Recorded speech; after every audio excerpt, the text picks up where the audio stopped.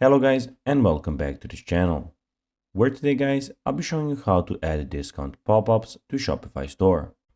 Now guys, of course the first thing that you need to do is go to shopify.com and then you need to go and log into your profile. But guys, if you do not have one, you can always go and register to Shopify. But guys, if you do not know how to do that, you can always go to our YouTube channel where we have plenty of how to Shopify videos where you can also see how you can do this.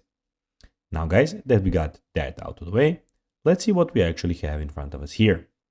So as you can see here, we have the Shopify store that I have created, and here we have some options.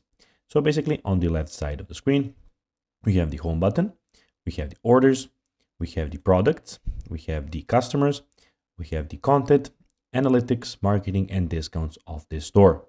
Also, we have the sales channels where we have the online store and the points of sale.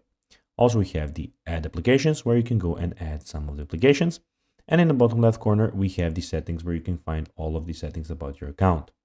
Also, in the top right corner, as you can see, you have my store or your store, where you have the help center, you have the chain log, community forums, hire a Shopify partner, keyboard shortcuts, we have the actual name, and we have your manage account, and you have the, of course, log out option.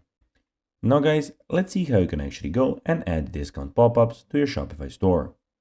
Well, step one is to choose the right Shopify pop-up app, then create the discounts on your Shopify store settings, choose the type for your Shopify discount pop-up, design for impact, then decide on the appropriate trigger settings, and that's basically how you can do it.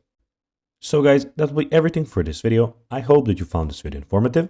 If you did, don't forget to like this video, share it, subscribe to the channel, and put the notifications on.